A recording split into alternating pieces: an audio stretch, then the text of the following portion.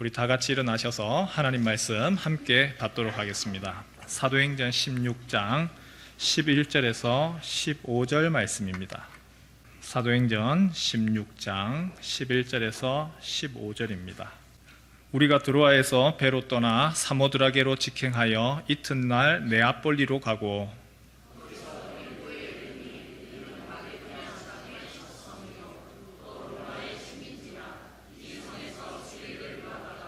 안식일에 우리가 기도할 곳이 있을까 하여 문밖 강가에 나가 거기 앉아서 모인 여자들에게 말하는데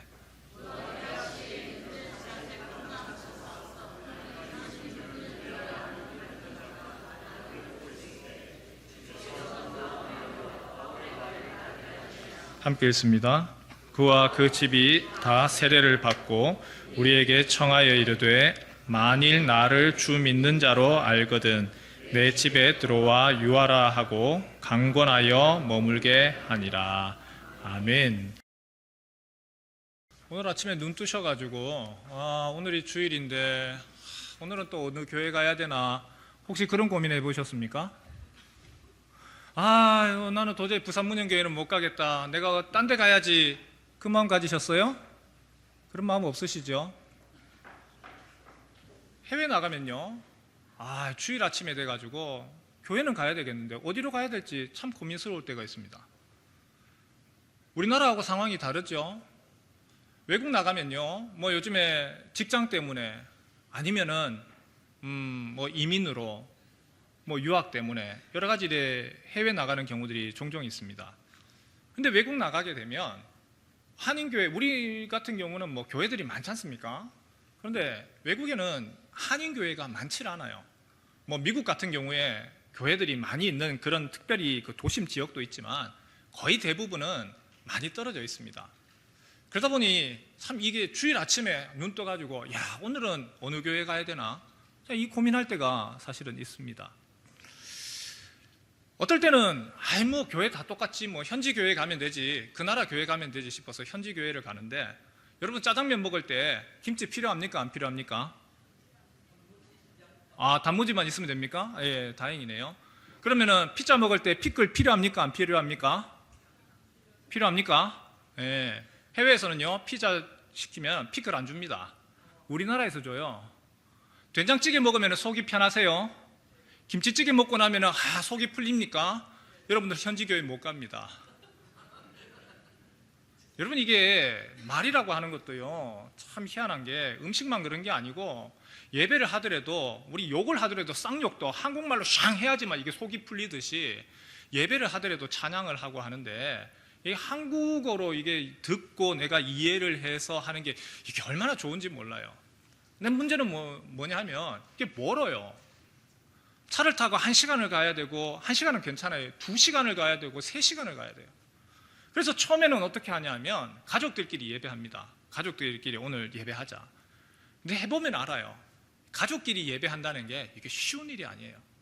예배라고 하는 것 자체가 혼자서 내가 하나님 앞에서 하나님 우리 집에도 계시고 나와 함께 하시는데 그렇게 생각해야 하지만, 예배라고 하는 게 혼자 하는 게 아니거든요.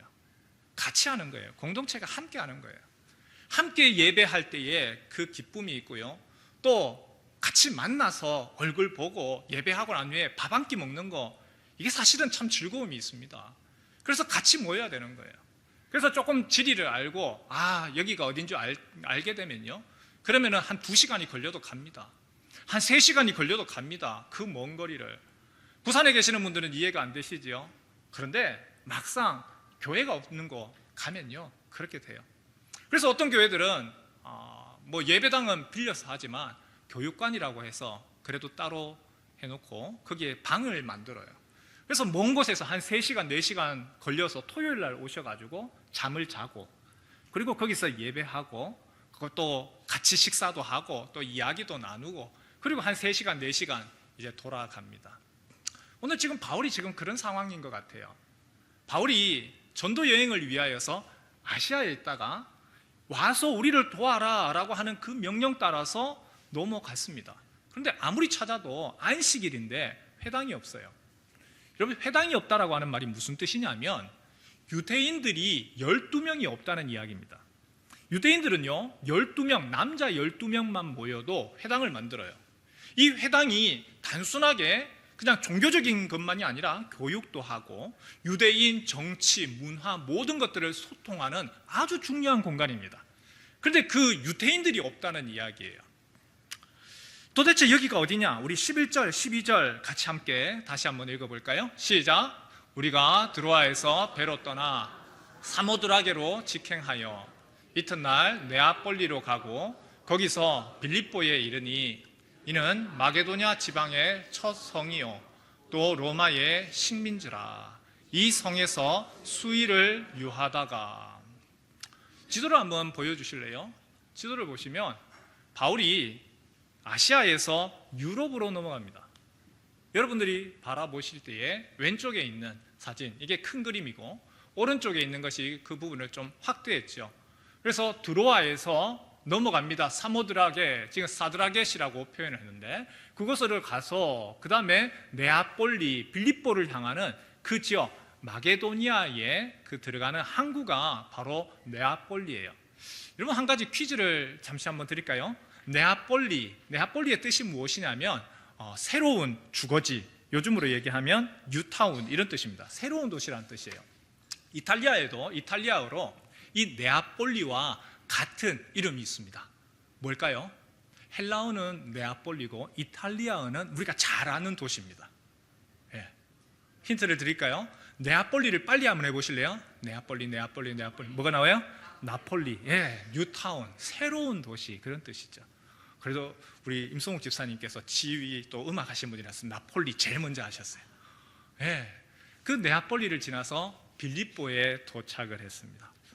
이 빌립보 12절에 보니까 빌립보에 대해서 두 가지 정보를 줍니다. 첫 번째는 뭐라고 얘기하냐면 이 빌립보는 마게도냐의 첫 성이라. 영어로 얘기하면 The Leading City, 마게도냐를 인도하는, 주도하는 그런 도시라. 그리고 또 한 가지는요, 식민지라, 로마의 식민지라. 한국인이기 때문에 우리는요 식민지라고 하는 단어를 별로 안 좋아하죠. 일제가 우리를 식민지 다스렸습니다. 우리로서는 기분 안 좋은 얘기죠. 근데 일본 사람들 입장에서는 어떻겠습니까? 한국, 조선, 우리 식민지야. 그때는요 자부심이 있겠죠. 빌립보는요 로마의 식민지입니다. 로마가 다스리면서 그냥 단순한 식민지가 아니고 그것을 거의 준 로마에다가 만들어 놨어요. 그래서 로마로 가는 교통이 잘 되어 있고요.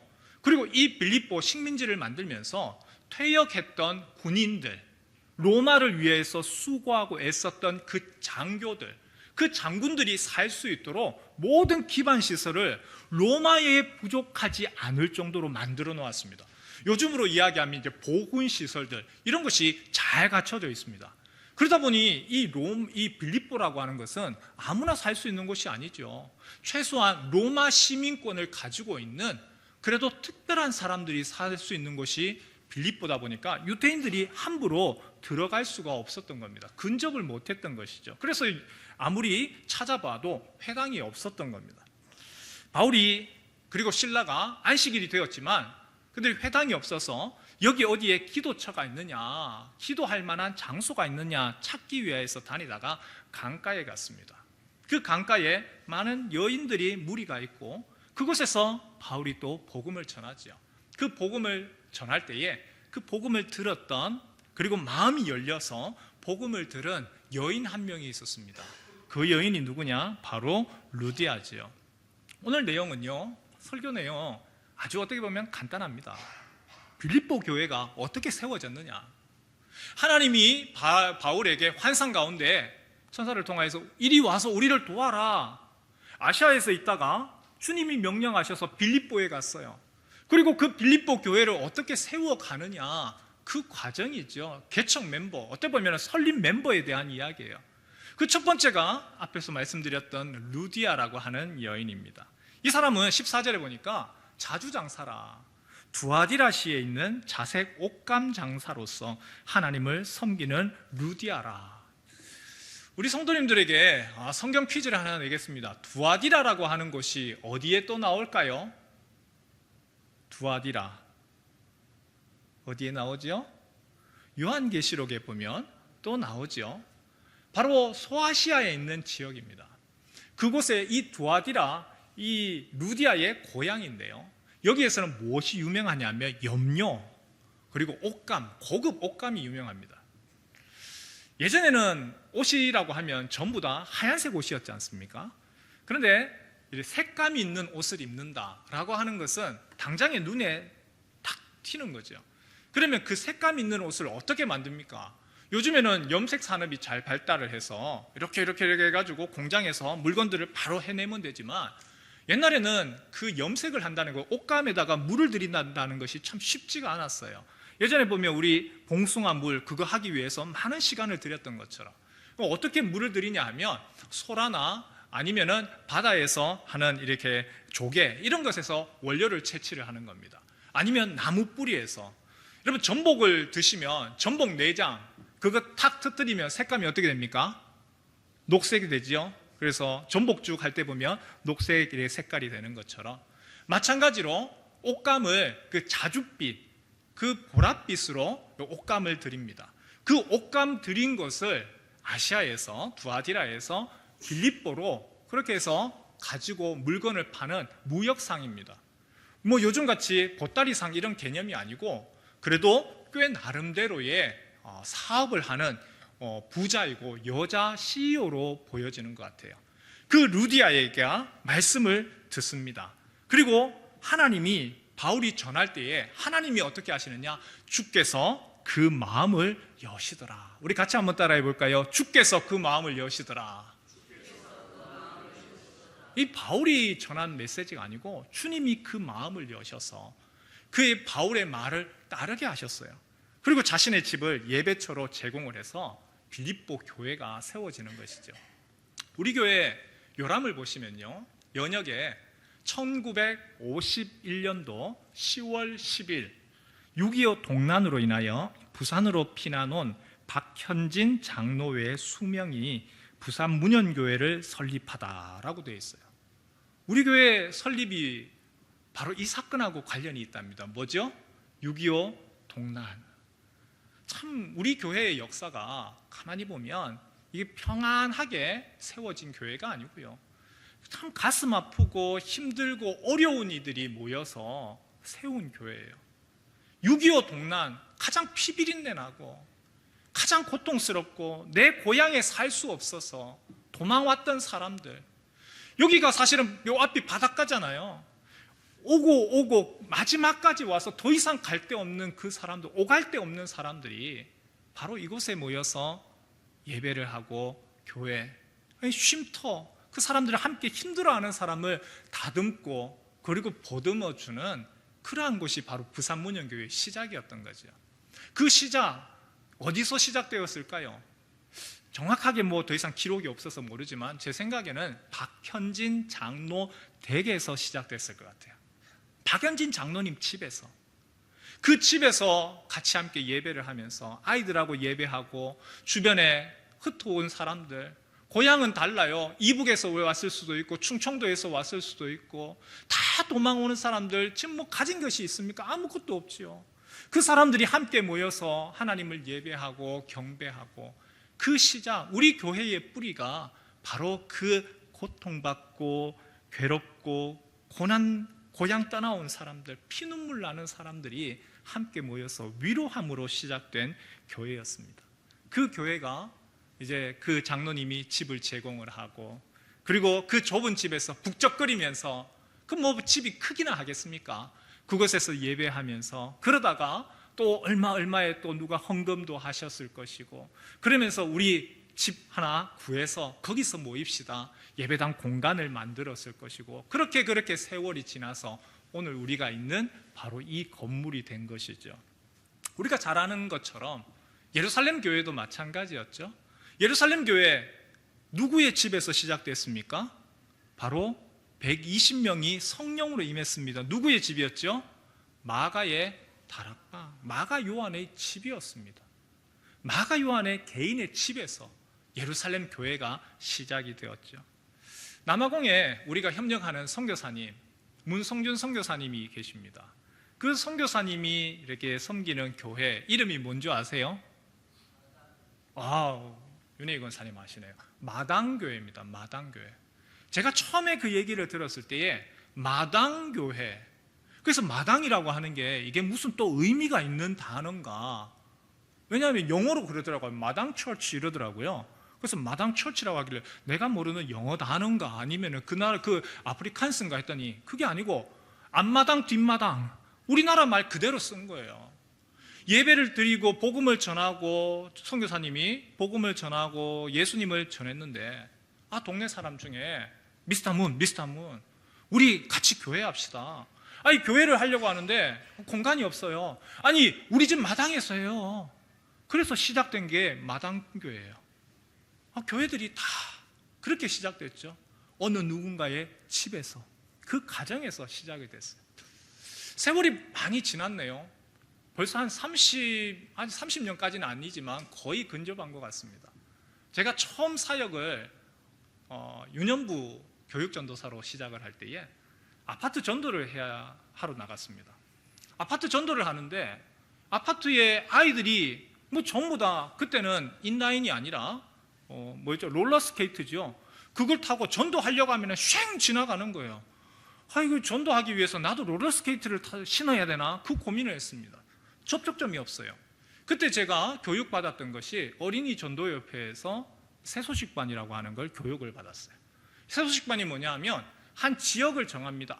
아파트 같으면 한 집을 정해서 그 시간에 다 같이 모여서 그곳에서 아이들한테 복음을 전하고 간식도 주고 하는 거예요. 근데 이게 너무 좋은 프로그램인데 이걸 하고 싶어도 반드시 넘어야 되는 한 산이 있었습니다. 뭐죠? 누군가가 집을 오픈해 줘야 되는 거예요.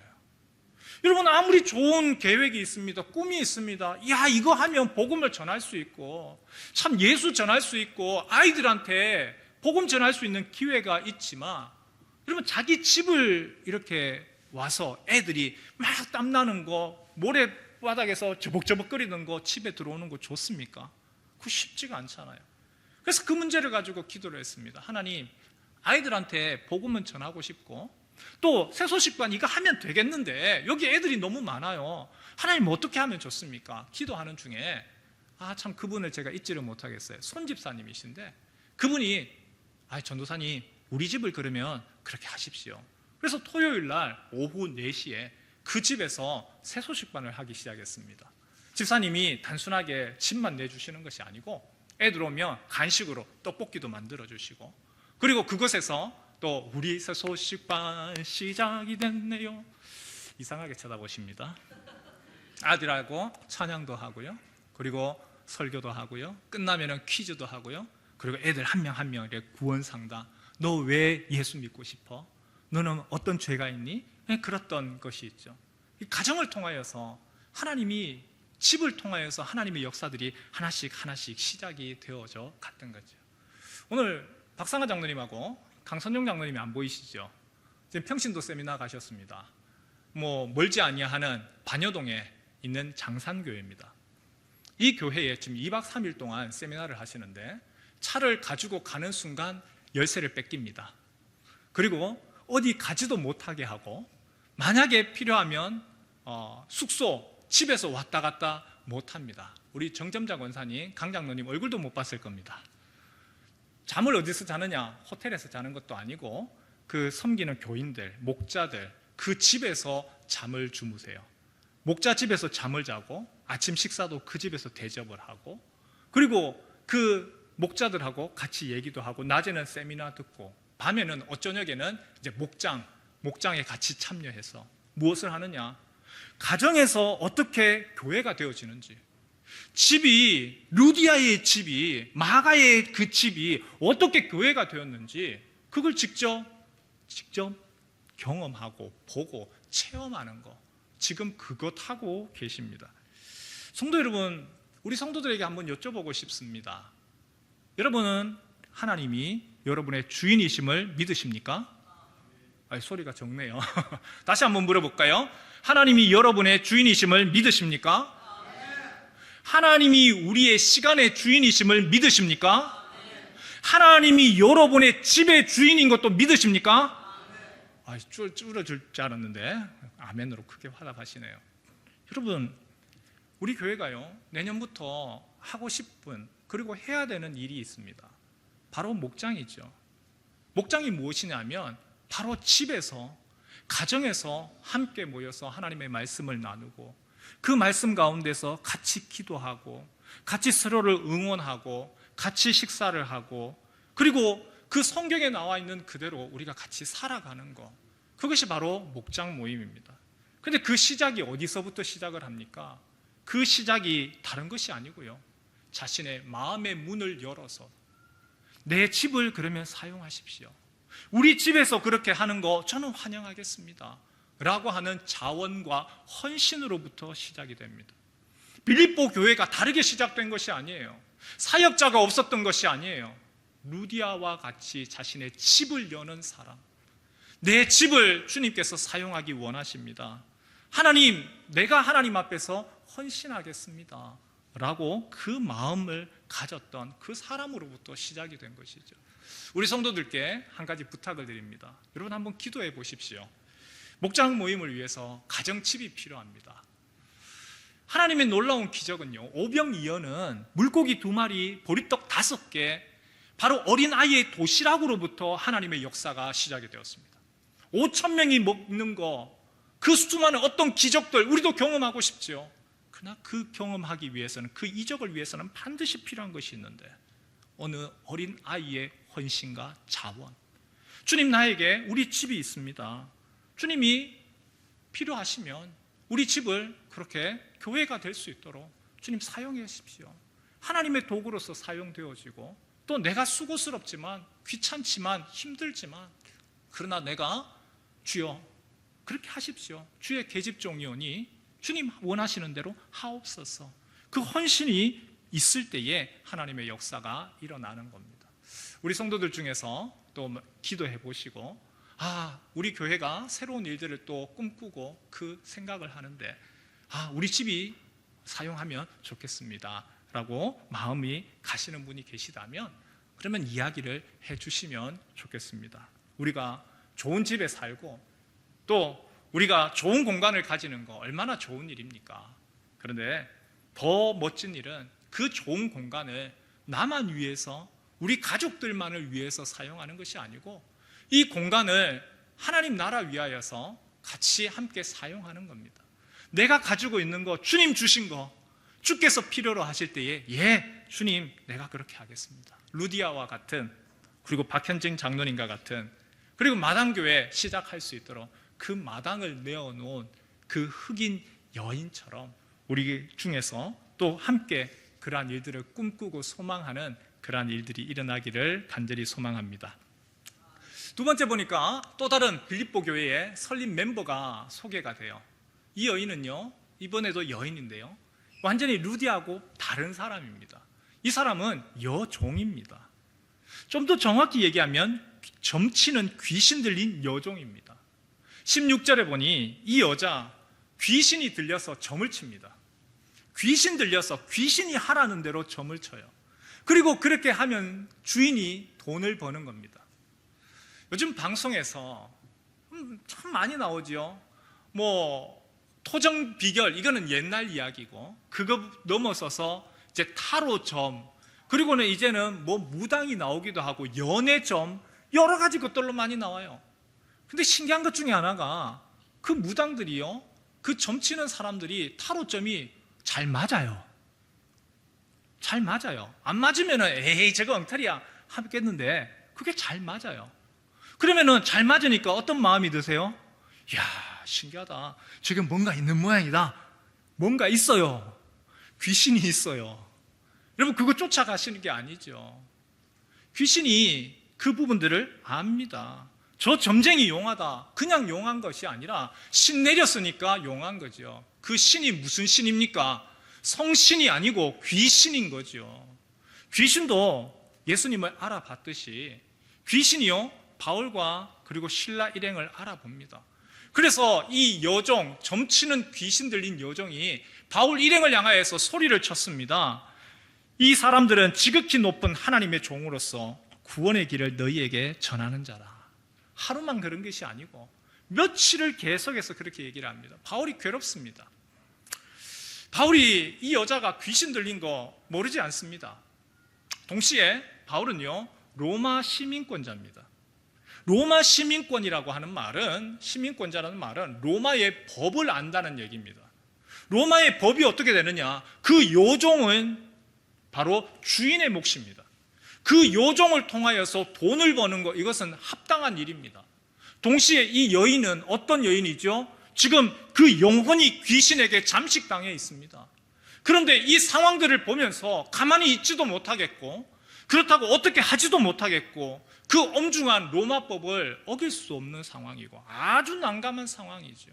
이런 상황에서 이 여자가 또다시 외칩니다. 이들은 지극히 높은 하나님의 종이다.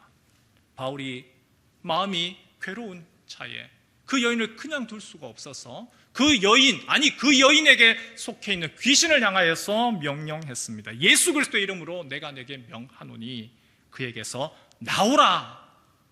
바로의 그 명령에 즉시 그 귀신이 떠나갑니다. 기쁜 일이죠. 예수의 이름이 능력이 있음을 드러냈습니다. 교회는요, 바로 이런 사람도 있습니다. 교회는 부자만 있는 곳이 아닙니다.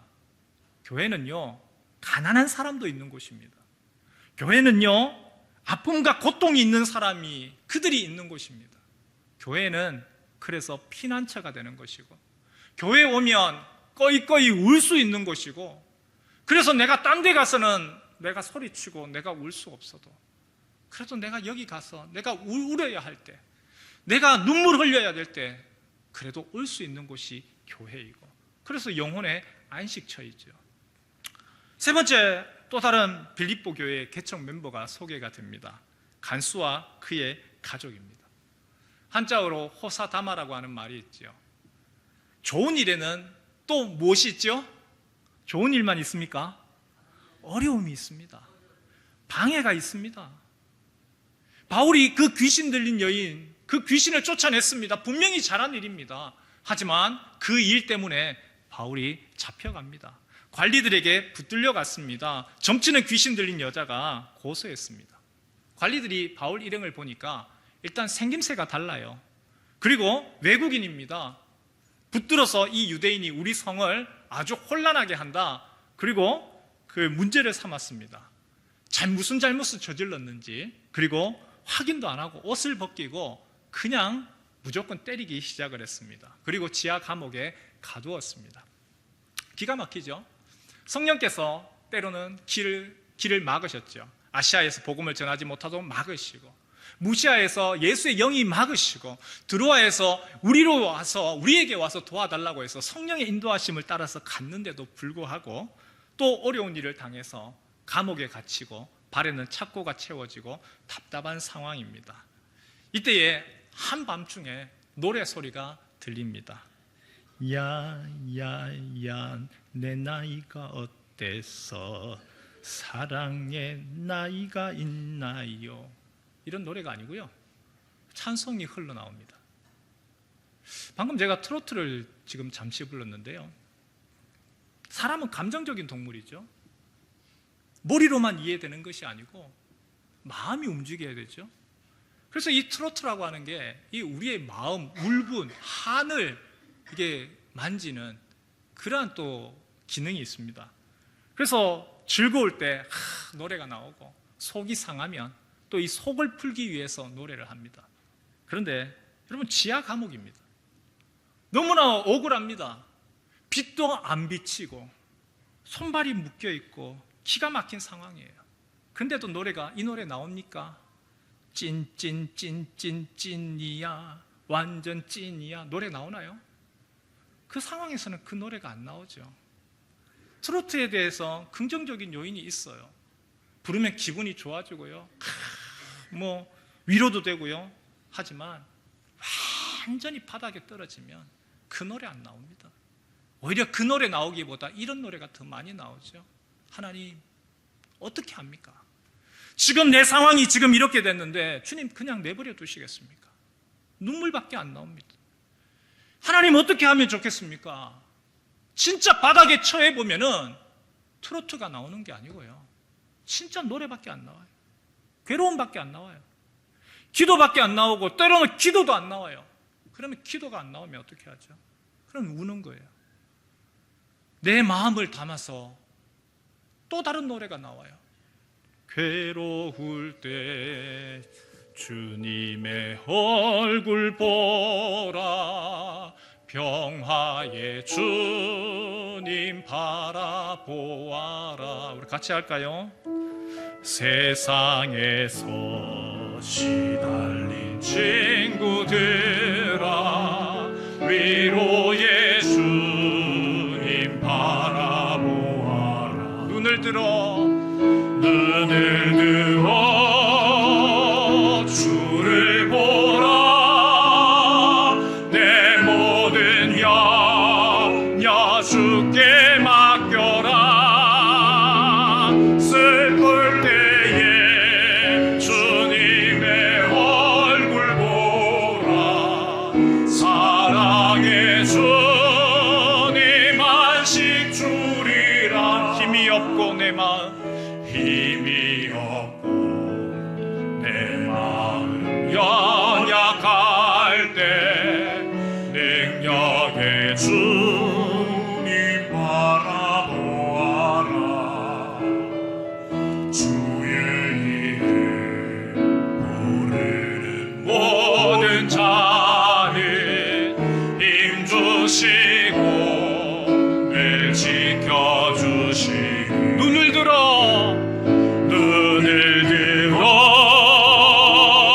주를 보라, 내 모든 염려 주께 맡겨라. 슬플 때에 주님의 얼굴 보라, 사랑의 주님 안식 주리라. 바울과 실라가 지하 감옥입니다. 기도하고 찬송하고 웅웅웅 그 소리가 다른 사람들 귀에도 들렸을 거지요. 그때에 그 소리가 있고 난 후에 얼마 안 되어서 지하 감옥의 옥토가 움직입니다. 큰 지진이 일어났습니다. 사람들 손에 갇혀있던 착고가 풀려지고 감옥문이 열립니다.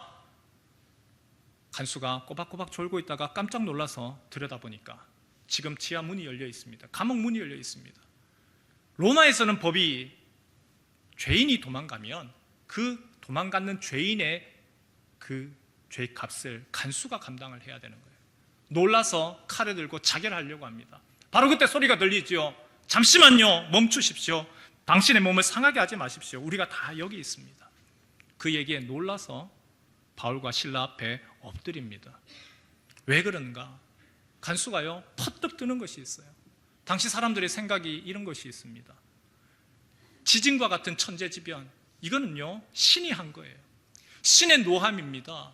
이 사람은 고문을 당할 이유가 없는 사람입니다. 이 사람은 괴롭힘을 당할 사람이 없는 사람입니다. 그런데 이 사람을 묻지도 아니하고 이렇게 했으니 신의 노여움으로 이해를 했던 겁니다. 그래서 특히나 바울과 실라가 아무것도 묶인 것이 없는데도 불구하고 도망가지 아니하고 그 자리에 있는 것을 보고 그 바울과 실라의 그 아우라 앞에 엎드렸습니다. 선생들이여, 내가 어떻게 하여야 구원을 받으리까? 그때 바울이 말하죠. 사도행전 16장 31절 말씀 우리 같이 한번 읽겠습니다. 시작. 주 예수를 믿으라. 그리하면 너와 내 집이 구원을 받으리라. 우리 다시 한번 더 하겠습니다. 시작. 주 예수를 믿으라. 그리하면 너와 내 집이 구원을 받으리라. 늦은 시간에 간수가 자신의 집으로 초대를 합니다. 그리고 그 바울과 실라가 채찍 맞았던 핏자국 난 그곳을 닦아줍니다. 씻어주기 시작을 했습니다. 깨끗하게 씻음 받았고 새 옷을 입었겠죠. 이번에는 바울이 무엇을 할까요? 사람들에게, 그 간수의 집에 있는 사람들에게 복음을 전하고 그리고 그들에게 세례를 줍니다. 세례가 뭐죠? 그들의 죄를 씻는 거죠. 서로 간수는 그 피를 씻는다면 바울은 예수의 피로 말미암아 그 사람의 죄를 씻습니다. 그리고 함께 식사를 하고 같이 함께 하나님을 찬양하고 기뻐했습니다. 간수와 그의 가족이 바로 빌립보 교회의 설립 멤버가 된 것이죠. 빌립보 교회가 시작하게 된 경위가 이렇습니다. 자신의 집을 제공한 여자 사업가 루디아가 있었고요.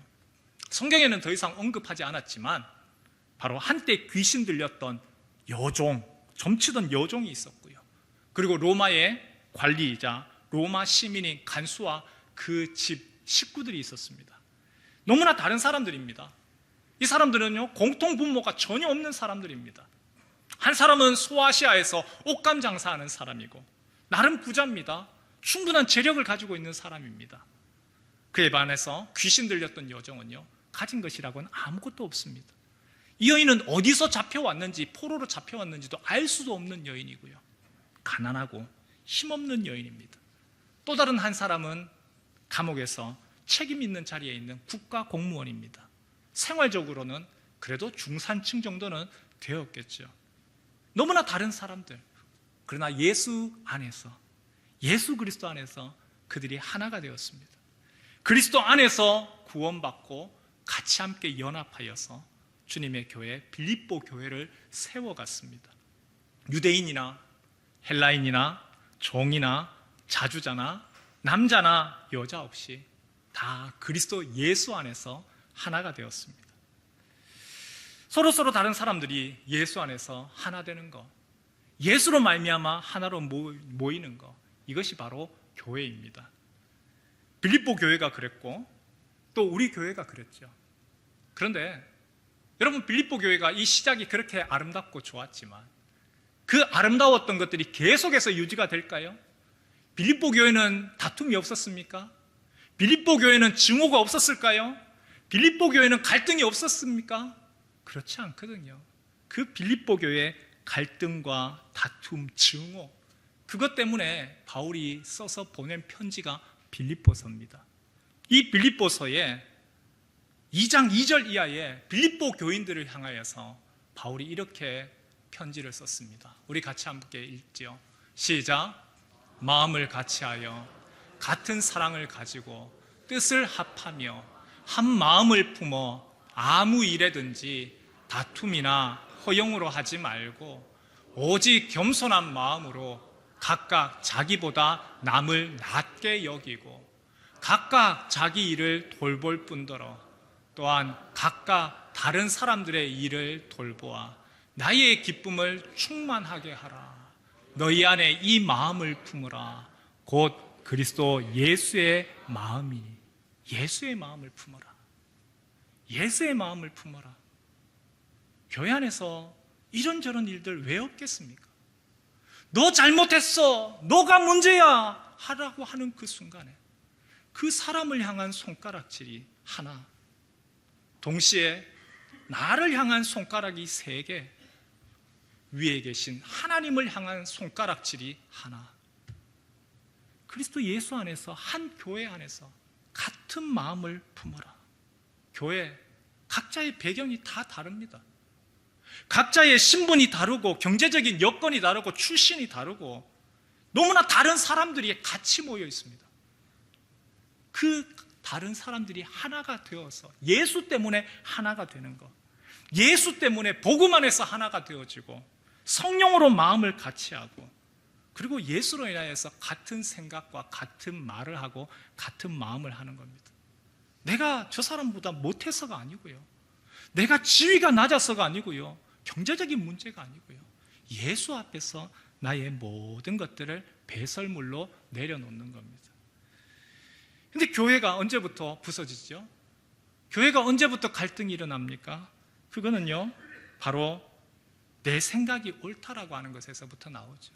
내려놓아야 되는 내 생각이 아니라 그 생각이 또다시 올라갈 때.